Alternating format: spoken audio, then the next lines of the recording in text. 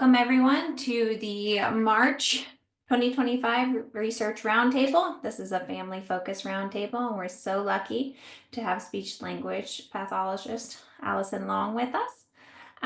We'll kind of kick off with just some housekeeping announcements. We're so excited that our 8P story time was such a success over Rare Disease Week that we're bringing the program back. So this will now occur on the 8th of every month from 4:30 to 5:30 p.m. EST. We already have a long list of volunteers ready to read. This is going to be more open format, so 8P Heroes can join at any time during the hour and listen to stories. We'll have 5 different readers every session.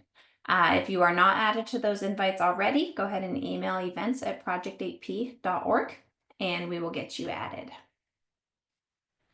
Couple of housekeeping for the chromosome 8P registry. We are really working to gain more participation in our 8P Care Needs and Financial Impact Survey, as well as our organ system involvement survey. Many of you have taken the first version of our organ system involvement survey, but we've expanded it based on your feedback from the community, feedback from the clinic, and it's better than ever. It is a little bit of a timely one, but the answers and data we'll get from it is completely worth it for us. So please, please, please take a moment to take that. I'm going to hand it over to Lauren for a quick research update. Hi all, thank you so much for joining today. I'm absolutely thrilled to share that the initial set of MRIs is in process of being mapped by Dr. Jennifer Legault-Wittenmeyer and the interns that she has tasked with helping us to get this to the next level. And we will be building an 8P brain atlas. So it's like a map of the brain for 8P heroes. And so you have an example here on the bottom right. You really go through and characterize each region, and then this allows you to compare it to brain maps that already exist. There's one for Down syndrome, for example. There are some in the neurodegenerative space. So this is a really beautiful tool for us to be able to convey information about 8P quickly and learn more quickly about the 8P brain. One of the wonderful things that Dr. Wittenmeyer has highlighted for us is the incredible variability in 8P heroes. So it is really important that to the degree that we can, each 8P hero is represented. So if you do have an MRI or if you have multiple MRIs, please do, we would be so grateful if you could share those with us and we could make sure that they're included in this brain atlas. After we generate the brain atlas, we'll also be looking at individual regions that are related to the symptoms that were prioritized in the survey that Katie mentioned. And Katie, maybe if you could just give like a quick highlight on where that survey is. But so that's what we're using the symptoms that you all prioritized is how we're structuring our understanding of differences in the brain. And it's really a wonderful initiative. And then I know the next slide is the EEGs. So we're trying to do something similar with the EEGs, but also focused on trying to understand epilepsy in 8P and sort of the advent of seizures. So this is another really wonderful opportunity for us to be able to understand the variability in 8P using these data that we know are unfortunately already part of the care plan that many 8P heroes have. So if you have access to EEG data or MRI data, please share them with us so that we can best understand each 8P hero and make sure that everyone is represented here.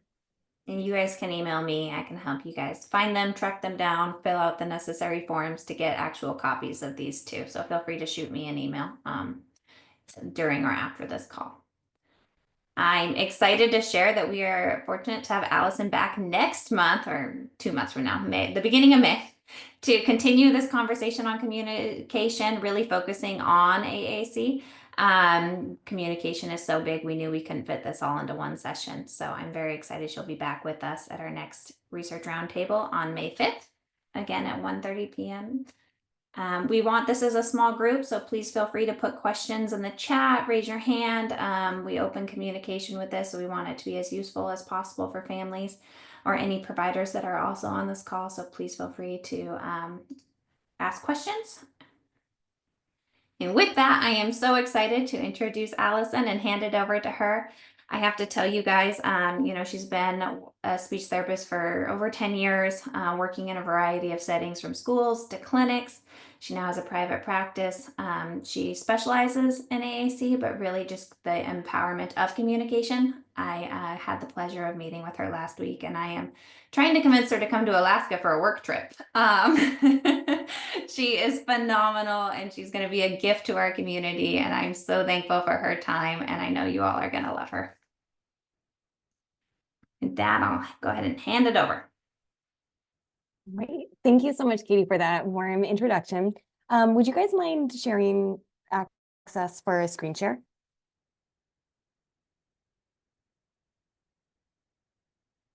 Good to go. Beautiful. Thank you. Okay. Well, first, I just want to share how incredibly excited I am to be joining this roundtable. I'm really looking forward to discussing such an important topic, which is the concept that everything is communication. As Katie really clearly and beautifully stated, I really want this to be an interactive, collaborative approach. So I will be sharing a lot of, possibly different tools, different concepts that we can apply. But while my expertise is in speech therapy, you all are the experts of your 8P heroes. And so I'll really be leaning on you to, maybe give examples, share stories, ask any questions that apply, and we can just utilize this time as much as possible. So to start, just a quick overview, we're going to start by talking about communication across modalities. And then we'll take a little dive into some communication tools that can be really helpful for, caregivers, family members, anybody that might be outside of speech therapy. We'll do most of our talk on communication partner strategies on how we can best help elicit communication. We'll also go over a couple of scenarios and then ideally have ample time for question and answers. So before we jump into all of this, first, I just really want to hear from you all and hear more about your roles with your 8P heroes. So if you wouldn't mind pulling up the chat and just sharing, if you're a parent, a caregiver, a family member, a therapist, however you interact with your 8P hero.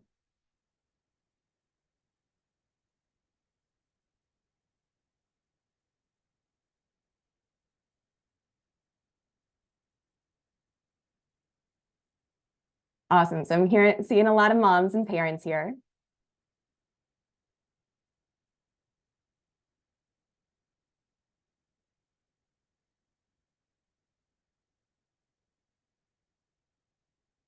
Beautiful. Well, welcome to all. So this, I believe, is recorded too, as Katie shared. So please feel free to share this with any other, stakeholders or team members, a part of your 8P heroes' lives. And hopefully then this can also be applied for them and they can help as well. All right. So let's start by talking about what is the purpose of communication, because that's where this all kind of derives from. So again, I'm going to ask you guys to jump on in and give me some examples on why we communicate. So what's our purpose for communicating just in general?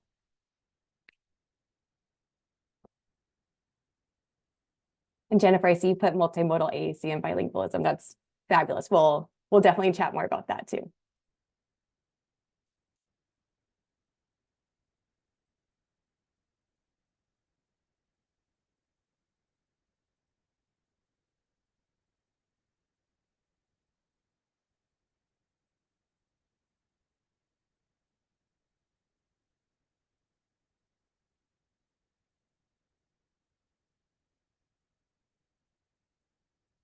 Right, so I see to express our wants, needs, and feelings. Absolutely. That's a huge part of communicating. To establish our child's needs, their thoughts, their feelings, and as a peek into their world. That's beautiful. I love the peek into their world. It's very true. Relationship building, absolutely.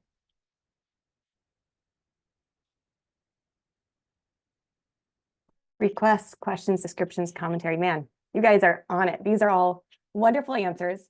And so keeping all of those in mind, because I think we each bring different ideas of what communication is, but they all make sense to us, right? So we're going to keep all of those in our mind as we continue on and we talk about communication.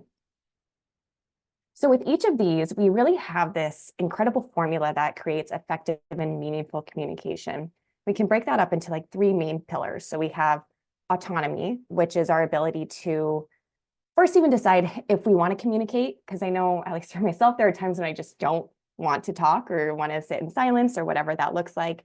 We also have the ability to choose what we want to say and to whomever we want to say in whatever way we want to say it. So some of that multimodal communication that we'll talk about. Another pillar is relatedness. So a big piece of communication is when we engage in the authentic and genuine interaction. So not something that is, in a structured, contrived setting. We want that genuine aspect of it. And then, of course, we need the competence, which is having the skills to communicate successfully in all contexts and settings with a variety of different communication partners. So going outside of that very structured, maybe in like one type of environment, we want it to be able to be effective with community members, in jobs, at daycare, all over. So autonomy, relatedness, and competence. And this will be something that I'll refer back to as we kind of go through all of this.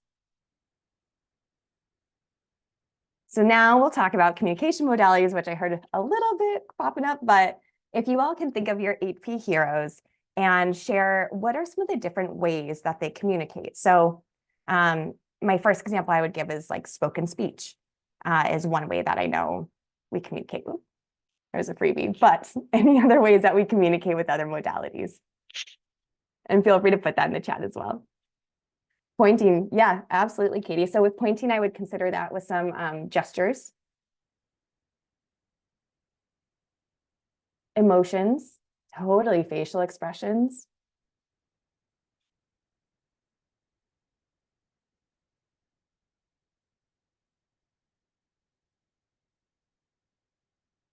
Behavior, where the eyes go, eye gaze, absolutely. Visual communication, yeah.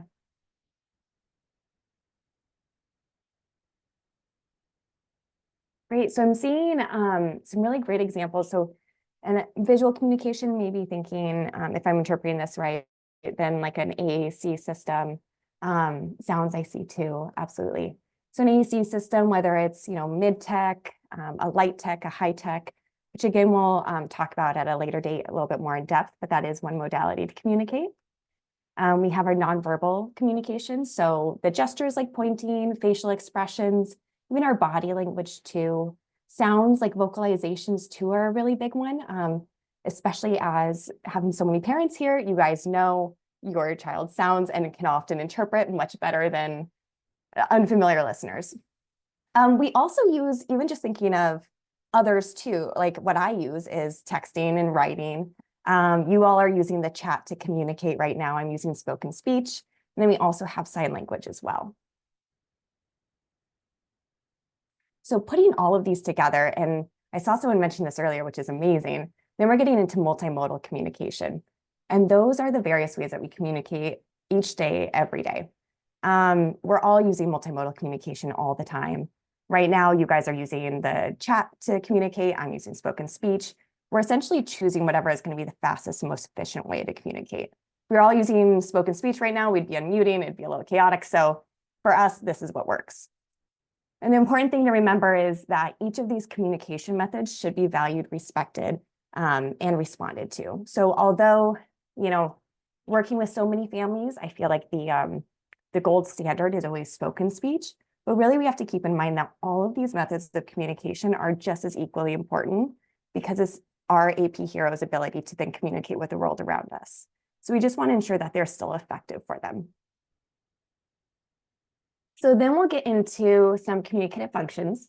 This is kind of hitting back on that original question on what's the purpose of communication? Why do we communicate? And for our communicative functions, we often think of requesting is usually one of the biggest ones because I feel like it's so motivating for everybody, but also for our 8P heroes because they're able to express what they want and what they need and get those basic needs met. So we tend to focus on requesting. However, like someone had shared in the chat, which was great, we also have asking questions, we have protesting, terminating, we have all these other communicative functions that we need to think about with what we're going to focus on when we're facilitating and supporting communication. So when we do this, again, I'd love to hear from you all. what does it look like when your 8P hero requests for an item or activity? How do they communicate using multimodal communication?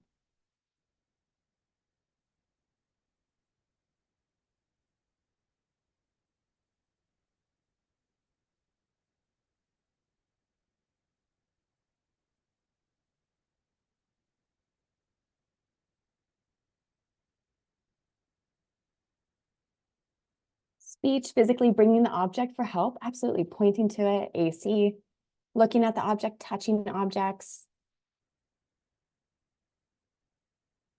Yeah, these are great examples. And I'm hearing, we have our gestures, our nonverbal communication, AAC, we're starting to use language with it.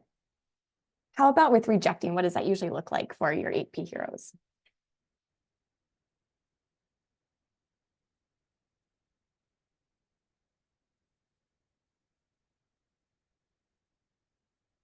Signs or pushing away? Yeah, totally. Pushing away is a very conventional way to reject socially.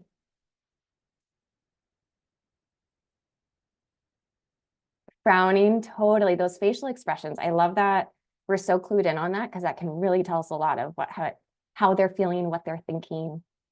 And then commenting. What does it look like when your 8P heroes are commenting? Rejecting, push away. Today, the school said she actually used the tablet to say, no, I don't want. What a thing to celebrate. That's awesome, Jennifer. Avoiding eye contact and crying. Yeah. Honestly, that could be commenting and rejecting too. But maybe how about like commenting something happy?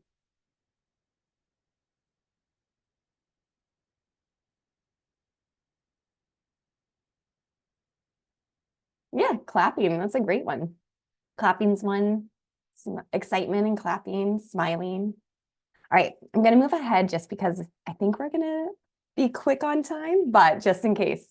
But also have smiling and laughing. Great. So next we're going to talk about communication tools. And as I mentioned at the beginning, these are tools that anybody can use. I find them highly effective and so helpful to kind of paint the picture of the individuals I've worked with.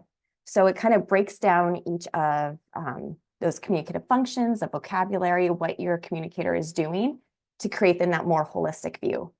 A little caveat though is please always consult with your speech therapist too, because they're going to be just an incredible wealth and source of information to help work through this and analyze and develop goals. So the first tool though that I want to talk about, which may be familiar for some of you, but it's the communication matrix. This is a fabulous tool that I use with pretty much all of my students. It's a free online source that you can use. And what this does is it's a step-by-step questionnaire that shows also video models. And it can help give you an idea of what your 8P hero is currently, how they're communicating and what they've mastered, maybe where their skills are emerging. So we have different levels of communication over here. Oh, and after you fill out this questionnaire, then I'll have a really nice visual like this. We have our different levels of communication going all the way from pre-intentional behavior, which would be when they don't really have control over their behavior. So that might be like this sense of feeling hungry and they start crying, all the way up to language. Some of the ones I usually focus on are the conventional communication. So I think an earlier example was pushing an item away to reject. And that's a very conventional, socially appropriate way that we reject of pushing something away. And then I also usually focus a lot on abstract symbols, and that's when we get into that language aspect of it, where they're using single words at that point, and that could be with sign language, spoken speech, with AAC. And an example for like refusing or rejecting would be the word no, which was, as Jennifer mentioned, a huge thing to celebrate when your 8P hero said no, right, to reject. And then we get into language, which is that combination of words together. So the I don't want is a really beautiful example of rejecting using language. So these are usually the main ones that I typically see for the kids I work with, but it'll take you through a step-by-step to look at all of them. And then what's really great too is it breaks it down into different communicative functions. So we have refusing, obtaining, whether it's like objects or actions, social, and then information. And then over here, it's color coordinated so that we see Yellow is for emerging skills, orange is for mastered skills. And this is just such a cool tool to use over time, because then you can slowly see how maybe some more of these white boxes are turning yellow, some of these yellow boxes are turning orange. So I just can't recommend this enough for families, caregivers, teams to use. Another one that I really like to use is a communication dictionary. And this I primarily use with some of the individuals who I work with who primarily use nonverbal communication, or maybe have vocalizations that are very specific to familiar listeners and what they know. And what's really nice about this is it breaks it down into what I do, what this might mean, and how can we respond. So this is a great tool for, say, at least with the AP Heroes team I work with, it's a very large team. And so when new people come in, we really want to prep them for all of the different ways that she communicates. So we look at, okay, what does my AP hero do? An example of that could be pushing an item away. We're really on the rejecting train today. And then what this might mean, which would be indicating she doesn't want the item, and how can we respond? So again, this would be totally dependent on your AP hero. So best to talk with your speech therapist and the team members. But for example, you could say using vocabulary such as no, all done, or different. So this is a very socially conventional way to communicate that they're rejecting something. But sometimes we have ones that are a little bit trickier to interpret. So for example, I had a student who would push their palm against their chin with pressure like this. And for a long time, or not a long time, but for a bit, we were thinking this was more of a sensory seeking behavior. But then through meeting with the team, through collaborating with her parents and talking it through, we really noticed that it was occurring when he was feeling frustrated. And so we realized that this is him indicating that he's feeling frustrated when he would push on there. And while there likely is a sensory component, we realized that this is usually what he was communicating at the time. So then that shifted how we responded, and we'd use vocabulary such as frustrated, mad, maybe stop. A break would be a good one, but we could also even incorporate sensory stuff too, of like help and push, if that was also helping him regulate. So with that in mind, I would love to hear if anybody has an example of, maybe let's start with a less conventional or more EP hero specific way that they've communicated, where it took either like the team or a parent to kind of realize what they meant. Does anyone have an example of that they would like to share in the chat?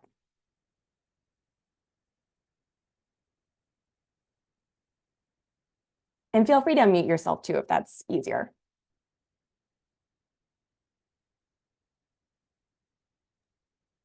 I can share, and I'll share it out loud because it's a little easier that way. But mine will do like Great. solid clap for all done. So she can't quite get the all done sign, but it's like a solid, she's done. It's one solid clap, a little more aggressive than a happy clap of saying, I am done with whatever we're working on. Beautiful. That's a really great example where an unfamiliar listener might not know what that means, and they might completely interpret it a different way and think that your AP hero is having a great time and, super enjoying it. So really good example of how we can use that communication dictionary and pass that on to additional people. Thank you for sharing, Katie.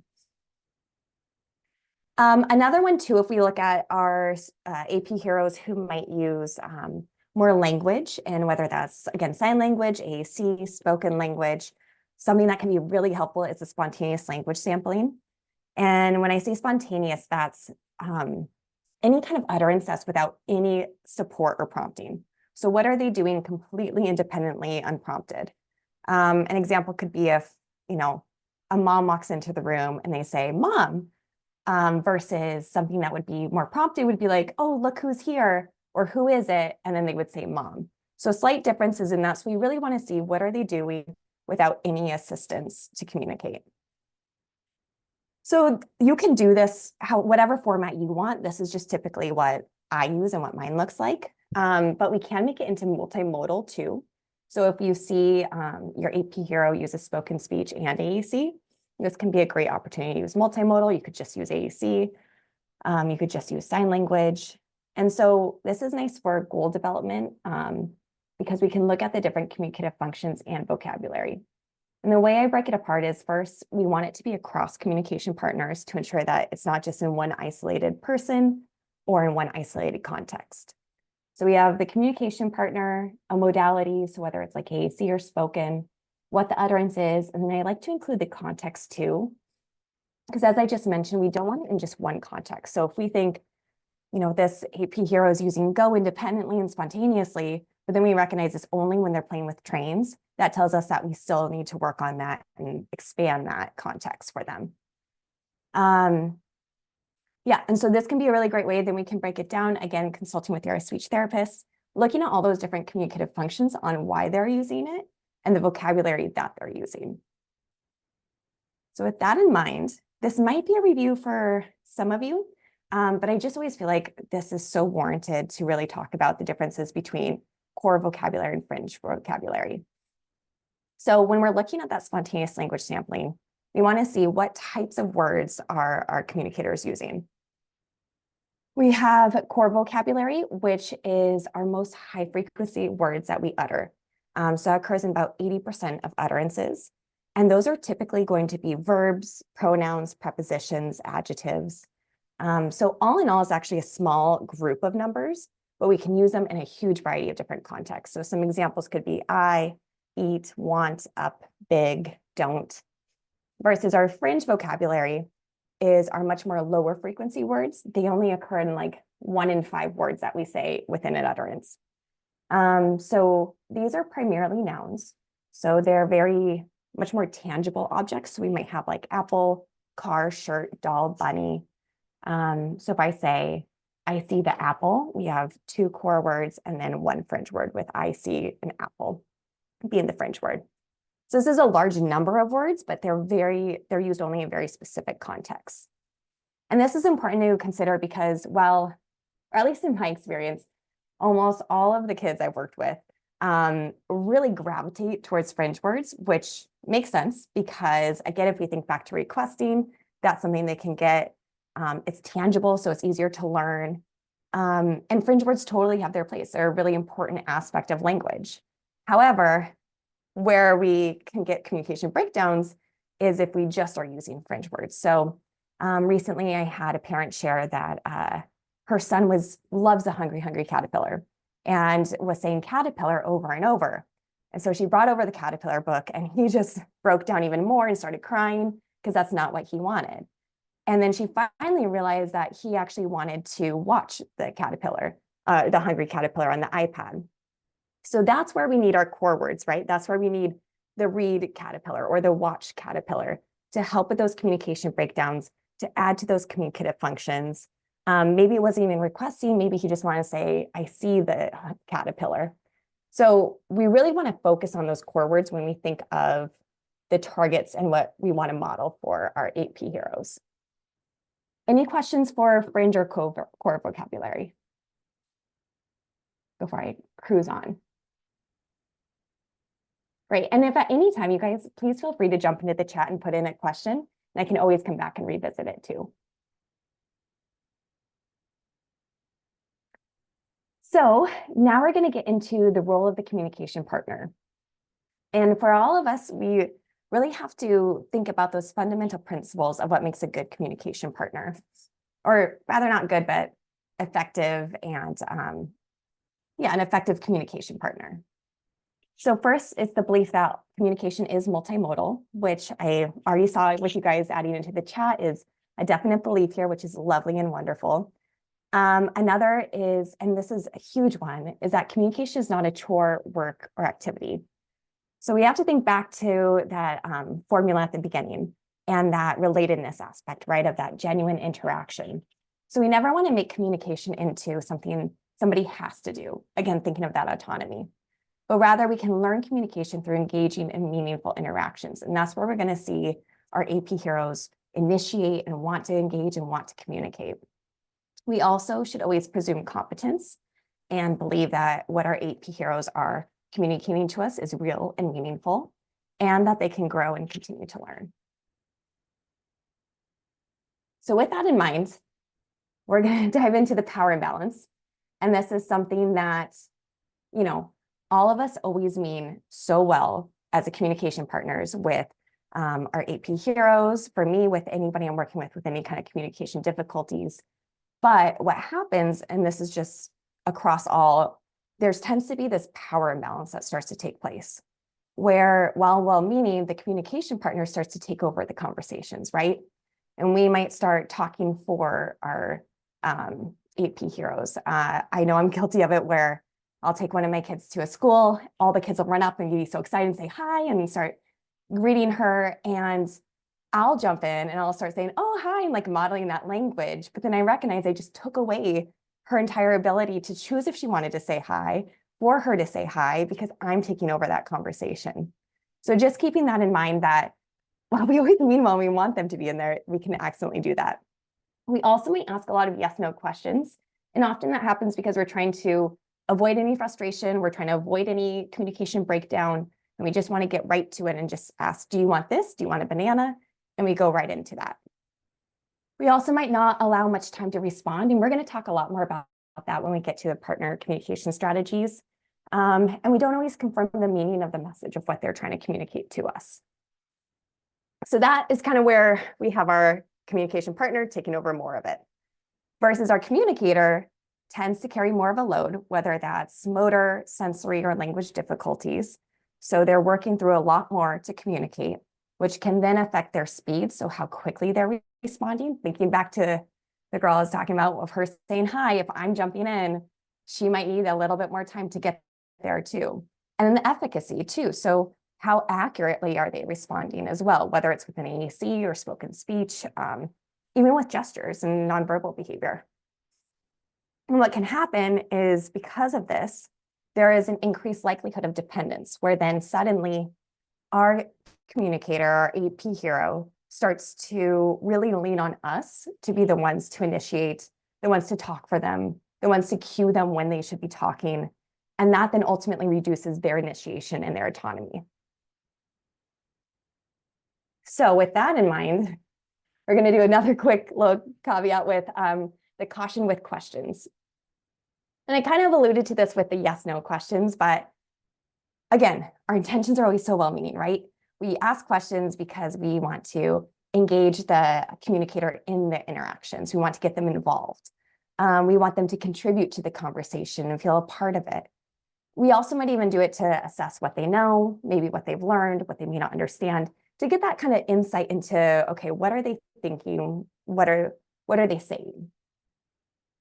So our questions are valuable and they are good, but it's just keeping in mind on how much we want to be doing that and trying to make that balance more equal.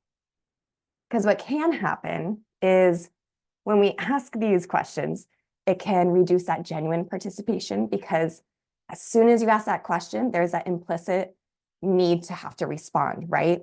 So we're taking away that kind of that autonomy for them to choose to initiate. And because we're asking the questions, we do have reduced initiation and that increased dependence. This can also lead to frustration. I know I've been guilty of asking questions and realizing that the questions I'm asking have nothing to do with what they're trying to tell me. And so recognizing that if we're totally off base, which can happen, then that might increase those frustrations. Another really big one is that we're then modeling inappropriate language. By inappropriate language, I mean, if we're only saying, do you want apple? I'm thinking of like a lot of the kids I've worked with who might use echolalia to learn language.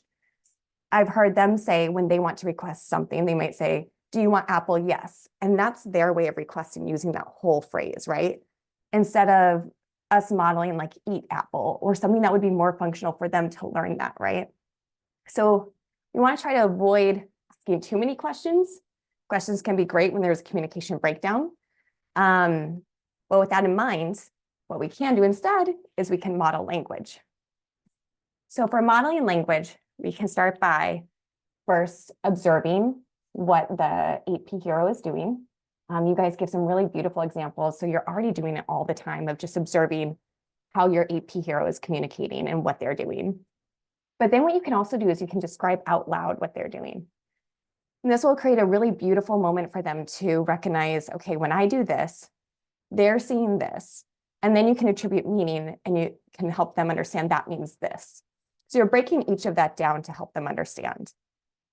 So an example could be, you're pushing the bowl away. I think you're telling me all done. Instead of, if they're pushing the bowl away and you say, are you all done? They kind of already communicated that, right? Because we already know that they're saying they're all done. So let's jump ahead and give them that language instead of, I think you're telling me all done. Another one could be, I see you're looking at the ball, let's play. You are clapping and smiling. It looks like you like this game. So even getting into some of that commenting too.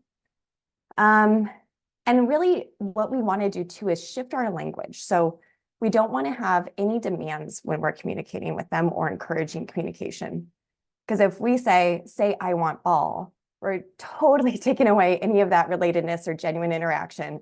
We're taking away that autonomy. We're kind of just taking away that whole equation, right? Instead, you can invite them and you could say, you could tell me, I want ball. Instead of saying, use your words or tell me on your device, you could say, oh, look, a ball. You could say, it looks like you want the ball. So we're using that really beautiful language to model. We're acknowledging what they're communicating in their other modalities. And then we're giving them language on top of it or expanding language. And this is just so important to think about when we invite language, or at least what I've seen for pretty much every individual I've worked with. If they're motivated, if you're making it at a linguistic level that they're capable of achieving, they will communicate with you in some way and they will initiate, and you can get that from them without forcing them to do that. So another communication partner strategy, which these next two, I'll just say to be aware of how much you use them, because we don't want to create frustration.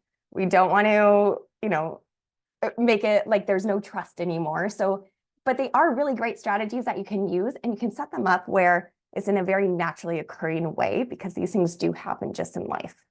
So the first one is environmental manipulation. And this is when we create an intentional problem or a difficult situation for the individual. So maybe it's placing an item out of reach. Oh, strategic sabotage. Nice. Love that. Totally. Yeah. Strategic sabotage absolutely is another name for it. Yeah, you're creating something that makes it a little bit more challenging, right? It's not just us anticipating needs and giving it to the AP hero right away, but these are things that just genuinely happen. So yeah, placing an item out of reach, placing an item in a locked or hard to open container. Sometimes these are all just safety things, so you can create a communication opportunity out of that. We also have an unexpected event, so any kind of deviation in a routine. Maybe something is wrong, like you hand them a banana that it hasn't been peeled yet, and seeing how they respond to that. Maybe something is missing, like a spoon is missing for soup. So with this said too, very much cater it and individualize it to your AP hero, because I've had one too many kids who say if you gave them a bowl of spaghetti with no fork, they're completely fine with no fork and will still work through that. So just be thinking of what your AP hero, what matters to them, and then you can kind of work around that. Another communication partner strategy, which if you walk away with anything, this is one of the biggest things I want you to take away, is the expectant pause. Going back to that power imbalance, how we are talkers, I definitely feel like one right now, where we are just constantly talking and bombarding with language. One of the most powerful things we can do is just to pause. And that can be anywhere from 5 to 30 seconds, which 30 seconds can feel like a very long time. And we can pause either before, during, or after we model to provide the opportunity to communicate. So we could pause before we model the language, and thinking of maybe in the example of the banana, where you hand a banana that hasn't been peeled yet, and you might pause right before you model. So you might, or actually, let's use a different example. Let's use, I have a student who loves to open boxes and loves to see what's inside. Doesn't matter what's inside, they just want to open the box. So maybe I'll entice them by shaking the box and you can hear something inside. So then I would pause right before. So I'd shake the box, entice, and then just kind of wait.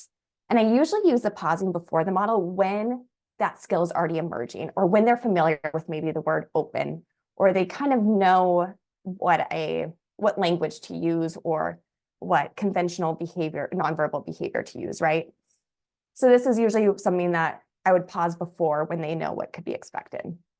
Pausing during the model would be where you could use a carrier phrase or an interverbal, like, ooh, let's, and then I'll pause and see if they finish that phrase with like open or whatever that is.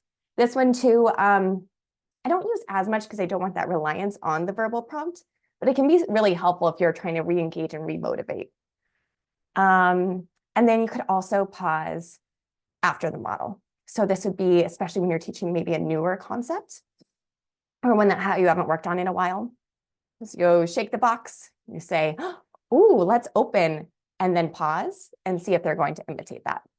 This also applies for AAC too, only, or not only, but you can say it's with using spoken speech, and then maybe you also press the button open on there too. Let's see. So some tips and tricks for pausing. When you're first starting, feel free to just count in your head slowly and get all the way up to 30 seconds. If you do see, though, your AP hero is now not engaging anymore and is looking all around, maybe reassess and try to remotivate. It's also a big piece of getting comfortable with feeling uncomfortable. This just happens. You're going to feel uncomfortable with waiting that long, but the more you do that with your AP hero, the more they'll know that they're going to be more active participants in their communication, and you'll feel more and more comfortable too. And then while you're pausing, something I love to do, which it sounds like you guys are already doing all the time, is observing those nonverbal behaviors. So how are they initiating then? Is it that eye contact? Are they looking at the box and then up to you? That's great initiation. We can honor that and move with that, right? So those are some of the communication partner strategies. Any questions with those so far?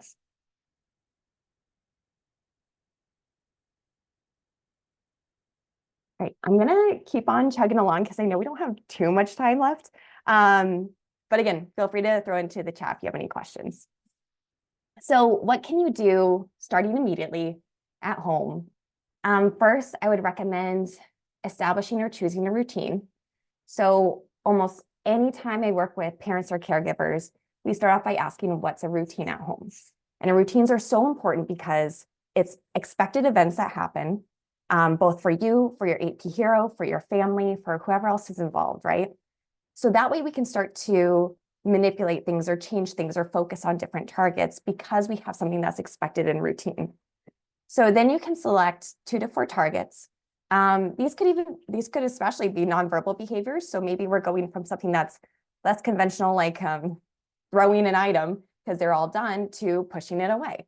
And that's our nonverbal behavior that we're working on for rejecting. Or it could be language-based, which is, then when we would select language based on the AP hero's current skills, maybe looking at those core versus fringe words, what do we want to focus on? We'd model the target words or the communicative behavior.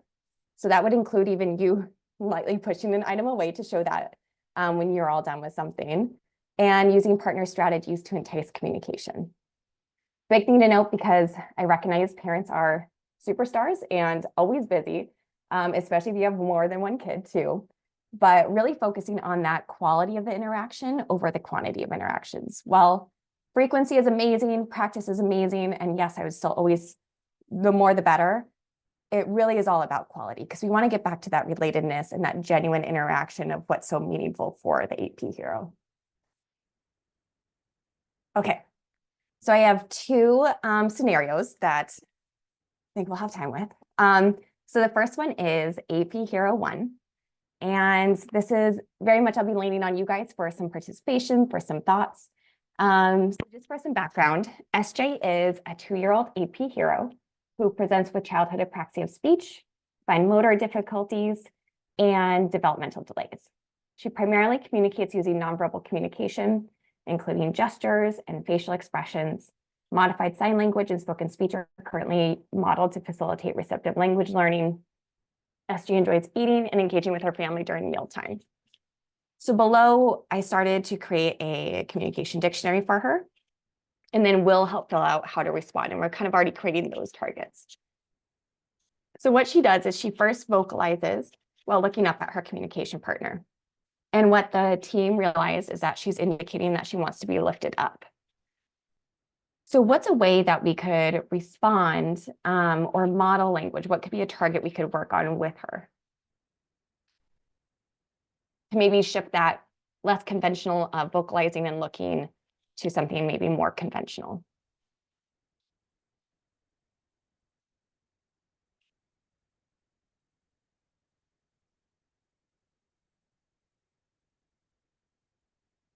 I'm just gonna unmute myself. It's a little easier. Right. Yeah, totally. Maybe pause before picking her up and say, I think you're telling me you want up, or just say you want up, and Yeah. maybe pause again. Maybe she'll lift her arms more and then pick her up. I don't know. That's what I would do. Beautiful. Yeah, totally. On top of it, you're already onto the next one with strategy. So that's great. Absolutely. So that pause is huge to see what she'll do with a little bit more wait time. I heard you use the word up for language that we can model. And then I also see in the chat, we have put arms up and mentioning up. So totally, we can hit on that, the language use of up, and we can hit on teaching, a more conventional way of showing up with lifting up the hands. So the next one is she turns away her body from an item, indicating she's done. Everyone feel free to unmute or throw into the chat. What are some ways that we can respond or some targets we can model?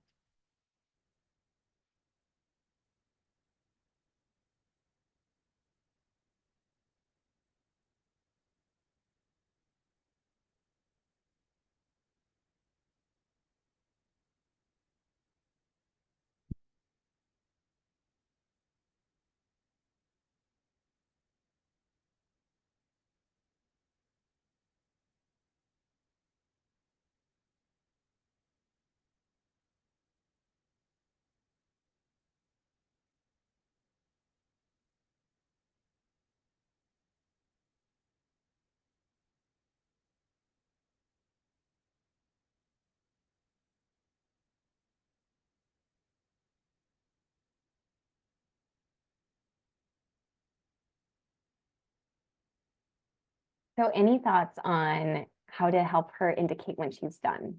What could that look like?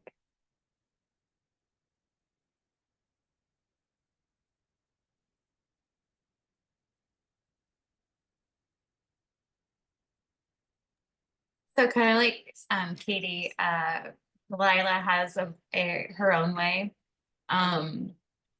She couldn't really indicate all done.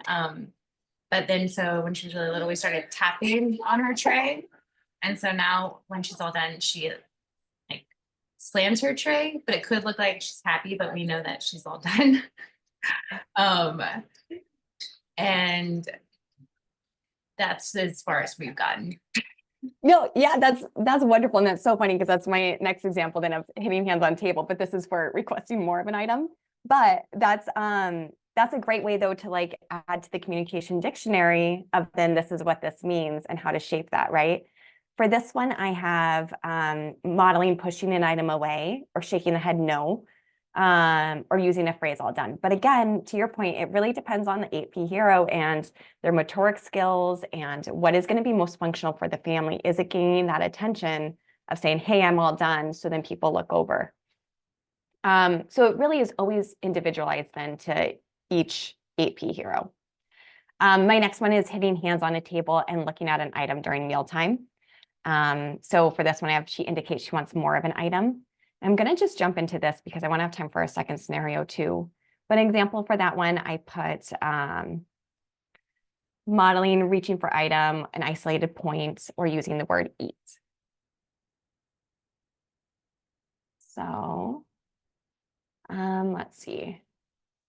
So here's all of this. So what would be a good routine for this family to work on all of these different targets or choosing 2 targets to work on?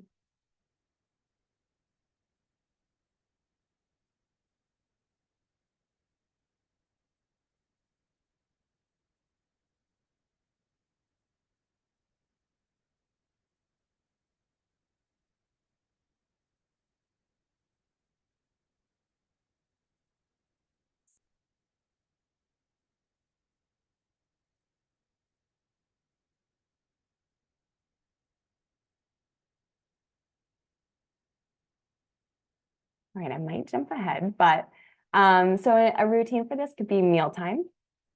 Some of the targets, we could choose any of these two. For the sake of this, I put modeling eat and reaching for the item, and then modeling all done and pushing the item away. So those are narrowing down some of those targets of what we really want to work on. And then for the strategies during mealtime, we have environmental manipulation and an unexpected event.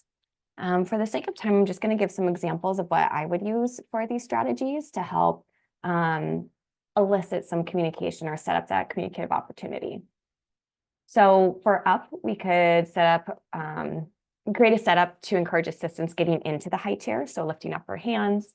When she's strapped into the high chair, maybe getting out of the chair and lifting up her hands and saying up. Providing food in portions. For a lot of the students I've worked with, pacing is a big safety concern. And so that just happens naturally where it's little bits at a time. And that can be a great opportunity for requesting to eat. Same with a food or drink being out of reach. You can even incorporate a missing utensil to help entice eat. Again, if it depends, if they care. And then providing food that may not be most preferred can be a great opportunity then for using all done or pushing something away. So for our second scenario, we have RP, who is an 8-year-old AP hero who has a diagnosis of childhood apraxia, dysarthria, and expressive and receptive delays. RP primarily uses nonverbal communication and a high-tech speech generating device to communicate.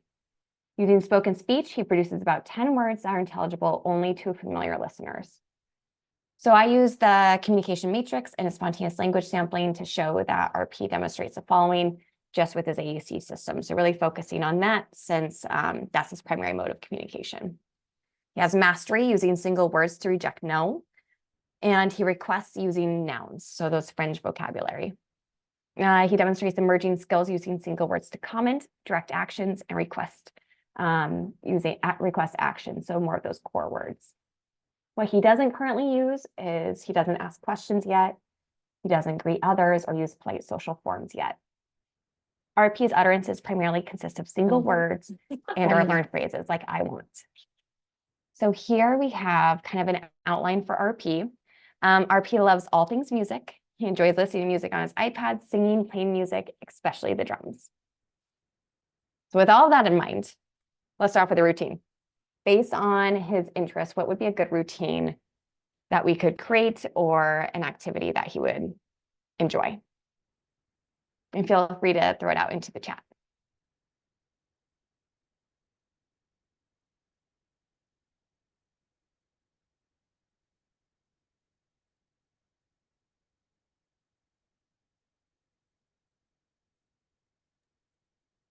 Don't be bashful, guys.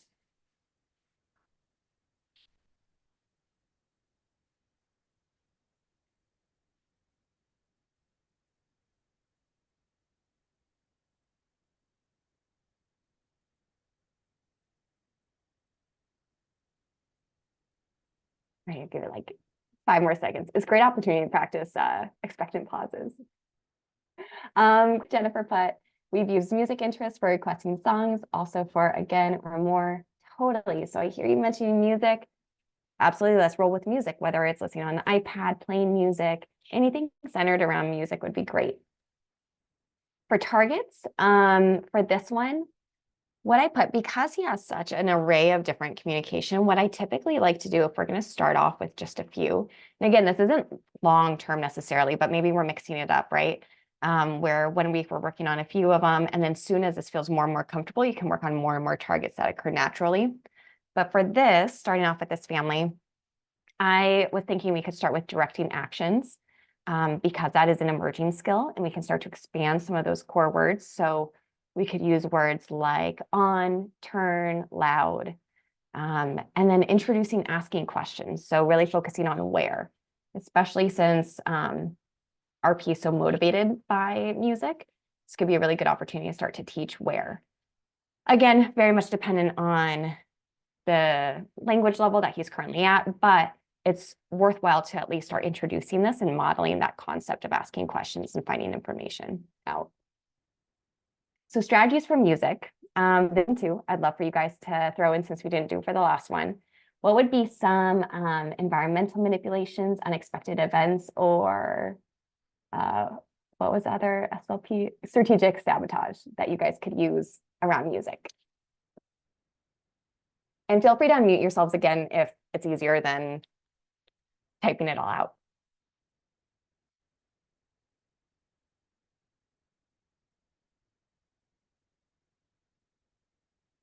Placing items out of reach. Yeah. So what could be some good items that we could place out of reach for when it comes to music, whether His drumstick. instruments or, yeah, totally. Drumsticks would be a great one.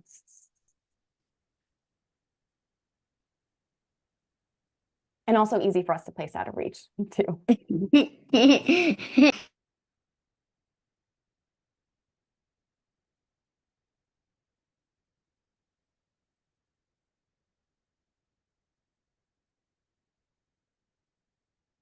How about, let's see, how about environmental manipulation? Anything you guys can think of that, like a problem or a difficult situation that might occur?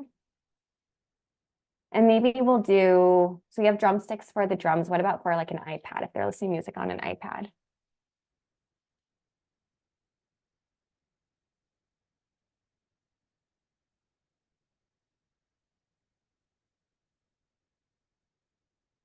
Yeah, volume is low. Totally. That's a great one.